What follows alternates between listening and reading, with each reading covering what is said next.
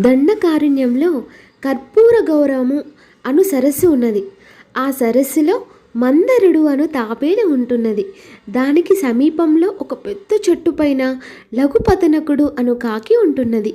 చెట్టు క్రింద కలుగులో హిరణ్యకుడు అను ఎలక నివసిస్తున్నది. అరణ్యంలో చిత్రాంగదుడు అను ఒక జింక ఉండేది. ఈ కాకి, ఎలుక, జింకలు తాబేలుకు మిత్రులు. అవి ప్రతిరోజు సరస్సు వద్ద కలుసుకుని కబుర్లు చెప్పుకుంటూ ఉంటాయి. ఒకరోజు ఆహారం కోసం వెళ్ళిన జింక సూర్యాస్తమయం అవుతున్నా తిరిగి రాలేదు. దాని మిత్రులైన తాబేలు, ఎలుక, కాకి ఆందోళన చెందాయి. ఎంతసేపటికి జింక ఇంటికి రాకపోయేసరికి కాకి మిగిలిన ఇద్దరికీ చెప్పి జింకను వెతకటానికి బయలుదేరింది. అది ఆకాశంలో ఎగురుతూ అడవి మొత్తం వెతికింది. దానికి ఒక చోట జింక కనిపించింది. కాకి కిందకు దిగి జింక వద్దకు వచ్చింది. జింక వలలో చిక్కుకొని బాధపడుతున్నది.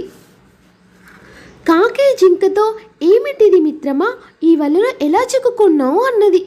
అప్పుడు జింక, విధి విలాసము మిత్రమా, నేను ఆహారం కోసం వెతుకుతూ చూడక ఈ వలలో చిక్కాను. ఎంత ప్రయత్నించినా వల నుండి బయటపడలేకపోయాను. నీవు కనిపించిన తర్వాత నాకు ధైర్యం వచ్చింది. నన్ను ఈ ఆపద నుండి నువ్వే రక్షించాలి అన్నది. కాకి జింకతో, మిత్రమా భయపడవద్దు, నేను వెళ్ళి హిరణ్యకుడిని తెస్తాను. అతడు తన వాడి పళ్ళతో వల త్రాళ్ళను తెంచి నిన్ను విడిపిస్తాడు అని ఎగిరింది. కాకి ఆకాశంలో ఎగురుతూ ఎలుక, తాబేలు వద్దకు వచ్చింది. అవి జింక కోసం వెళ్ళిన కాకి రాక కోసం ఎదురు చూస్తున్నాయి. వారు కాకిని చూడగానే ఆతృతగా జింకను చూసావా అని అడిగాయి. కాకి అడవిలో తాను చూసిన విషయము చెప్పింది. అది ఎలుకతో, హిరణ్యక, నీవు వెంటనే నా వీపు మీద ఎక్కు, నిన్ను త్వరగా జింక వద్దకు చేరుస్తాను అన్నది. ఎలుక సరే అన్నది. ఇరువురు మరుక్షణంలో జింక వద్ద ఉన్నారు. ఎలుక తన వాడి పళ్ళతో వలత్రాలను తెంపాడు. జింక వల నుండి బయటపడింది. జింక, కాకి, ఎలుక సరదాగా కబుర్లు చెప్పుకుంటూ ఇంటికి బయలుదేరాయి. వారికి దారిలో తాబేలు కనిపించింది. కాకి, ఎలుక, నీవెందుకు వచ్చావు అని తాబేలును అడిగాయి. అది జింకకి ఏమైందోనని ఆదుర్దా కలిగింది. ఇక ఉండబట్టలేక వచ్చాను అన్నది. జింక, మీ వంటి మంచివారు నా స్నేహితులు కావటం నా అదృష్టం అన్నది. మిగిలిన వారు అవసరం వచ్చినప్పుడు ఆదుకునేవాడే అసలైన మిత్రుడు. ఇందులో మేము ప్రత్యేకంగా చేసింది ఏమీ లేదు అన్నాయి. ఆ నలుగురు మిత్రులు కబుర్లు చెప్పుకుంటూ వెళ్తుండగా అదే దారిలో వేటగాడు వస్తున్నాడు. ముందుగా కాకి వేటగాడిని గమనించింది. అది మిగిలిన వారిని హెచ్చరించి పైకి ఎగిరి చెట్టు పైన కొమ్మల చాటున దాక్కున్నది. ఎలుక వేగంగా వెళ్ళి ఒక చెట్టు త్వరలోకి దూరింది. జింక పరుగు పరుగున పారిపోయింది. పాపం తాబేలు వేగంగా నడవలేక వేటగాడికి చిక్కింది. వేటగాడు తాబేలును ఒక సంచిలో వేసి మూట కట్టాడు. దానిని బాణానికి తగిలించుకొని జింక పోతే పోయింది. ఈ రోజుకు కనీసం తాబేలు అయినా దొరికింది. ఏదీ లేని దానికన్నా తాబేలు దొరకటం మంచిది కదా అనుకున్నాడు. వేటగాడు తాబేలును పట్టుకొని పోవడం కాకి చూసింది. కొంతసేపటి తర్వాత ఎలుక, జింక అక్కడికి వచ్చాయి. వారితో కాకి వేటగాడు తాబేలును పట్టుకొని వెళ్ళాడు అని చెప్పింది. వారు బాధపడ్డారు.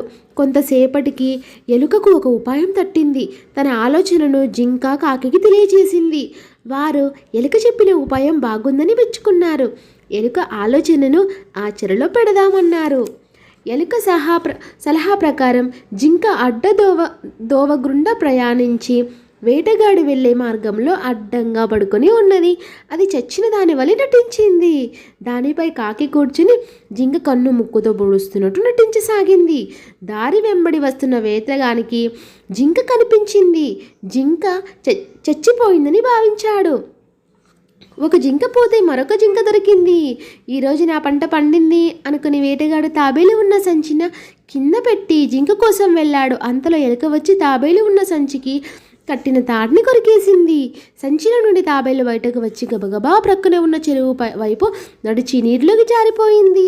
వేటగాడు జింకను సమీపించగానే కాకి అరుస్తూ పైకి ఎగిరింది. వెంటనే జింక కూడా లేచి నిలబడి వెనుకకు పరిగెత్తింది. వేటగానికి జింక అందలే. అరే, జింక చచ్చినట్టు పడుండి నన్ను మోసం చేసింది అని వేటగాడు అనుకున్నాడు. అతడు వెనుతిరిగి తన సంచి వద్దకు బయలుదేరాడు. అతనికి చెరువు వద్దకు వెళుతున్న తాబేలు కనిపించింది. అతడు దాని వద్దకు వెళ్ళి చూసేసరికి అది చెరువులోని నీటిలో మునిగింది. తాబేలు నీటిలో వేగంగా ప్రయాణించి చాలా దూరం వెళ్ళింది. వేటగానికి తాబేలు కూడా చిక్కలేదు. ఒకదాని కోసం వెళ్ళి ఉన్నదాన్ని కూడా పోగొట్టుకున్నాడు అని బాధపడుతూ వేటగాడు ఇంటికి వెళ్ళాడు. కాకి, ఎలుక, జింక, తాబేలు తమ నివాసాలను చేరుకున్నాయి. అవి కలిసి మెలిసి ఆనందంగా జీవించాయి.